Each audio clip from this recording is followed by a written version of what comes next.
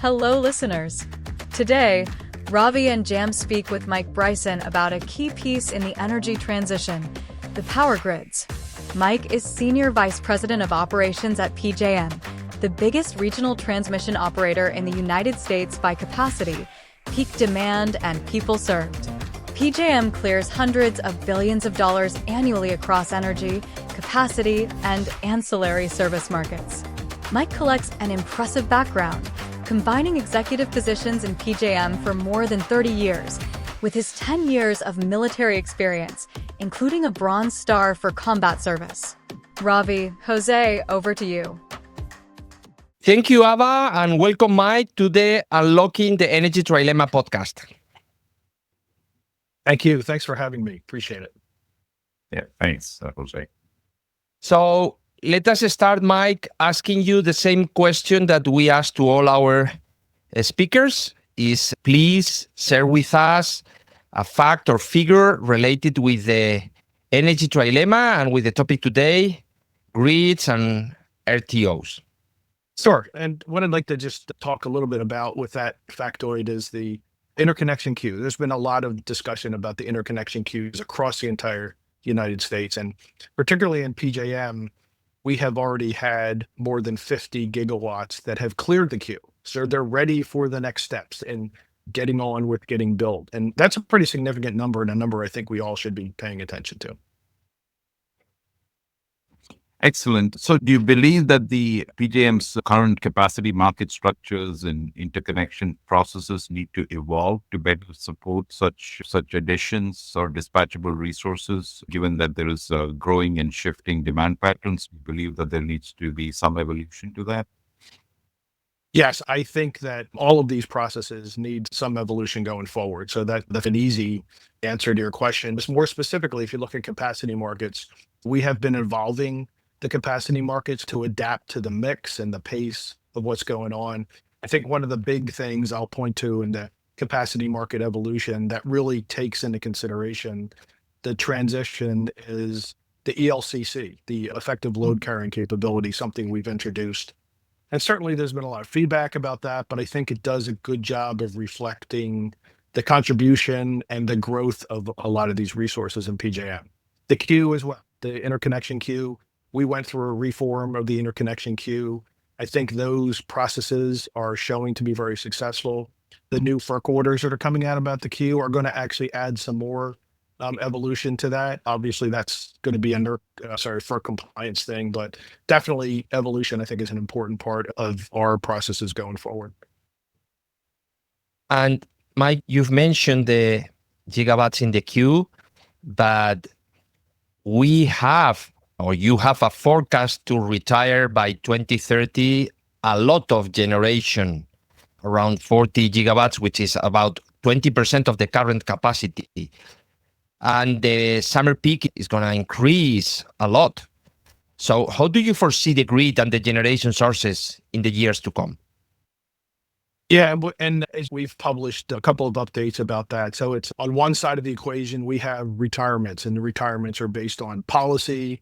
And some of that policy is evolving as well. And we're seeing some of it, certainly with the current administration.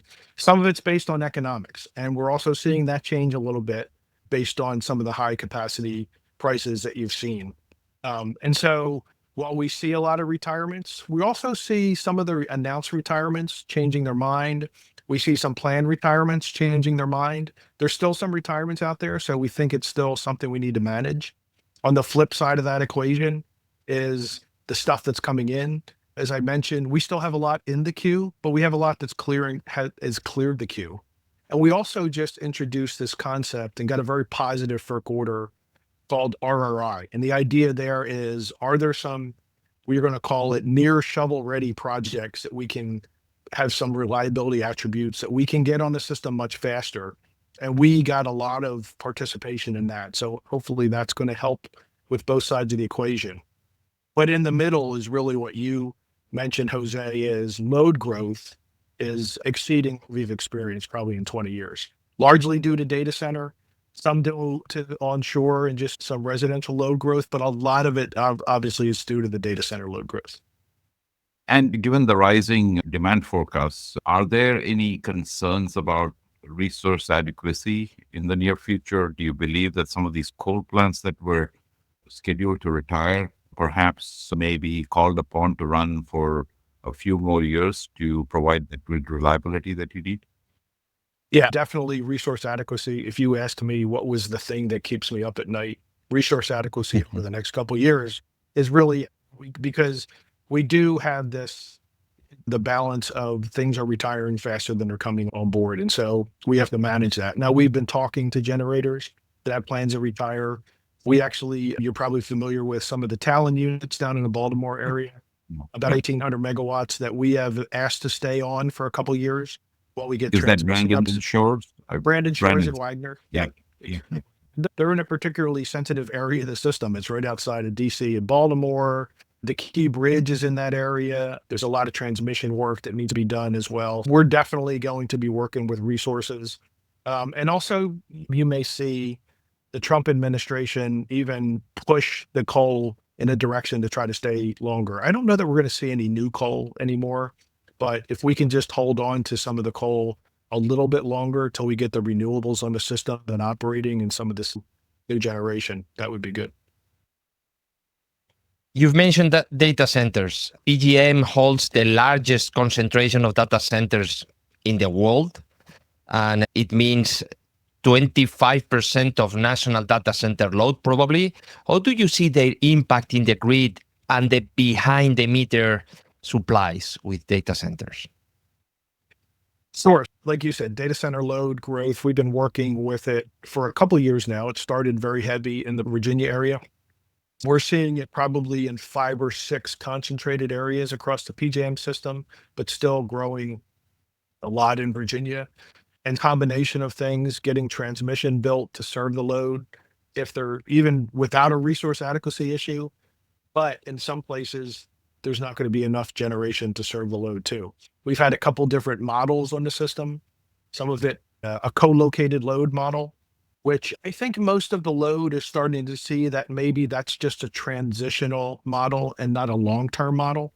Because I think some of these data centers want to make sure they can run all the time, and they want to make sure they have pretty solid power. So the co-located load, I think, is definitely a transitional. We just filed recently with FERC or different models of co-located load that we think that we can work with a focus on this being transitional, because we think it's important that we actually have the transmission and the generation to serve this load in PJM reliably. And some of the things we talked about, I think, are going to help us be able to do that. And are current load forecasting models adequately capturing the rapid growth and the continuous operating profiles associated with these new data centers and AI-related power demands?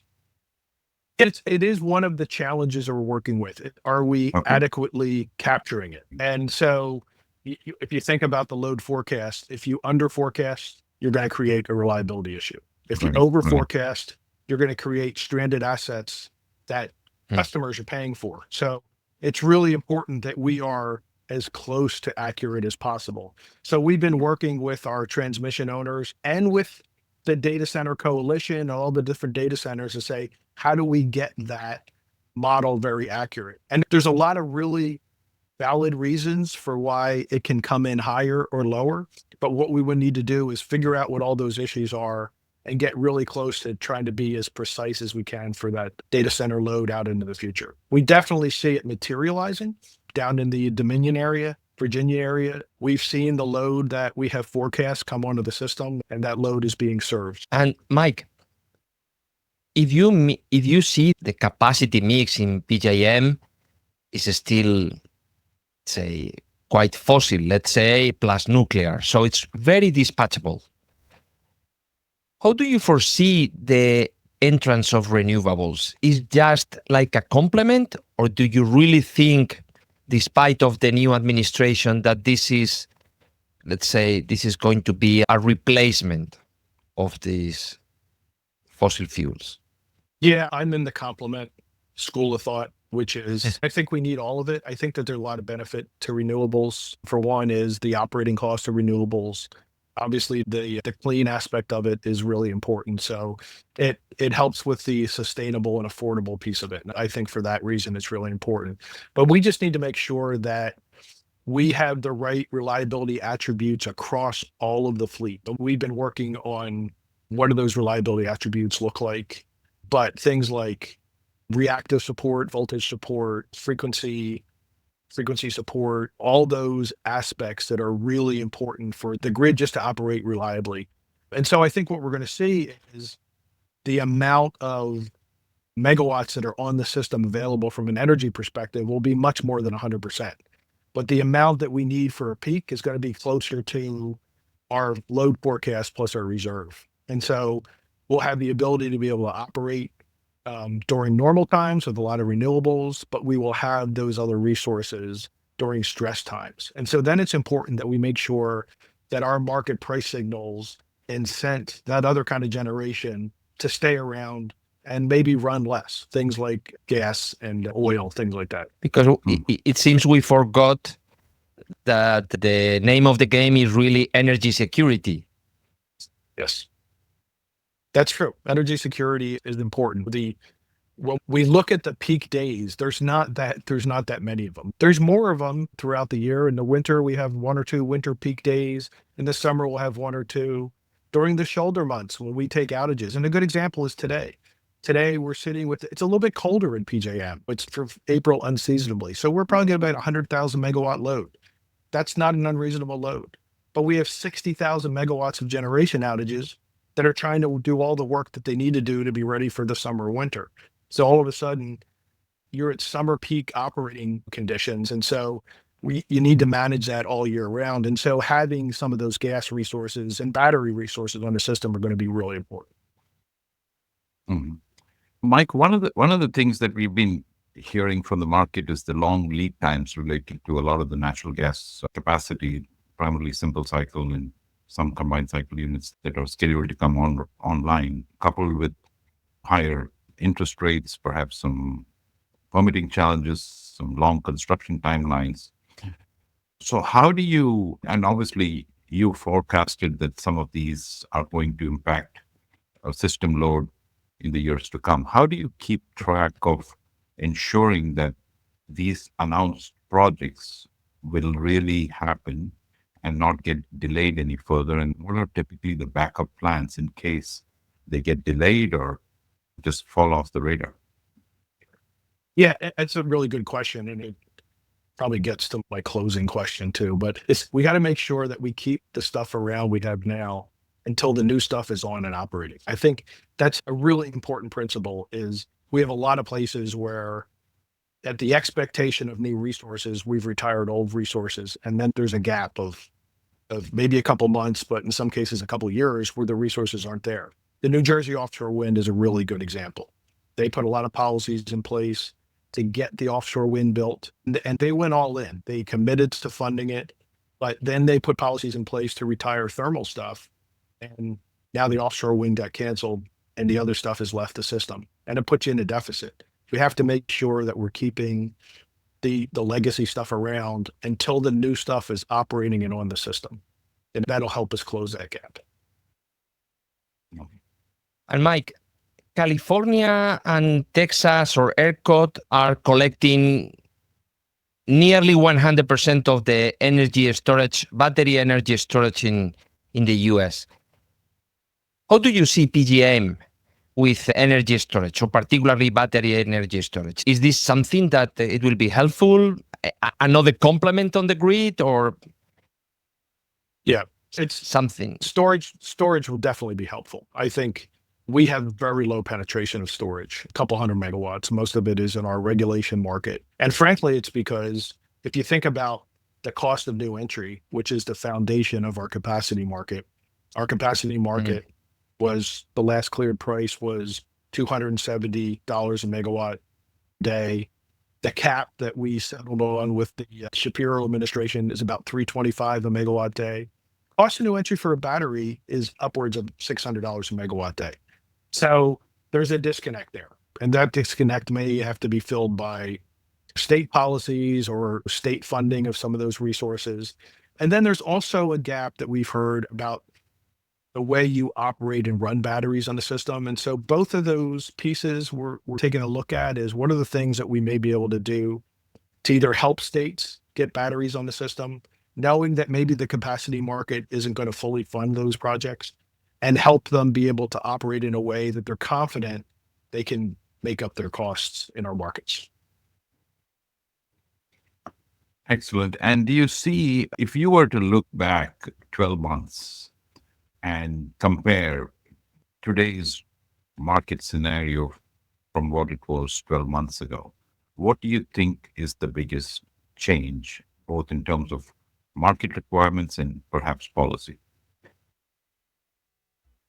Wow, in 12 months is a huge amount of time if you think about what's happened in the last year. For one, we have an administration now that just had a 180-degree different philosophy about resources, the type of resources, and the focus of the trilemma. If you think about their focus more on reliability and affordability and less on sustainability, and that was different 12 months ago. The other thing in PJM, we saw a high capacity market clearing, which is very indicative of the supply demand problem that we've been talking about. And those may be two big things that we've seen that certainly have changed where I'm sitting today versus where I was last April. It's just significantly different. Fantastic, Mike. So last question, as the same as we do with all our speakers. If you had a magic wand and you can try to unlock the energy trilemma with that wand, what would you ask? Yeah, I think it gets back to the battery storage or some kind of storage, whether it's battery storage, even pumped storage, hydro, which is a great resource as well, is that I could say, okay, every state, you got to have X amount of megawatts and put that in the state, and we just figure out how to fund it. That would be my magic wand. Fantastic. I think it's achievable. At least it is achievable. Yes. Okay. Mike, thank you very much for your participation. And we'll follow all the news on PJM that are coming this year that seems very interesting. Thank you very much. Thank you very much. Looking forward to interesting times. Thank you very much. Yeah. Yes. We hope you liked this conversation. Follow us on LinkedIn or subscribe for free to the podcast on the platform of your choice, Spotify, Amazon, YouTube, or Apple. Because in the next episode, Ravi and Jam will speak with another expert in the industry to unlock the energy trilemma.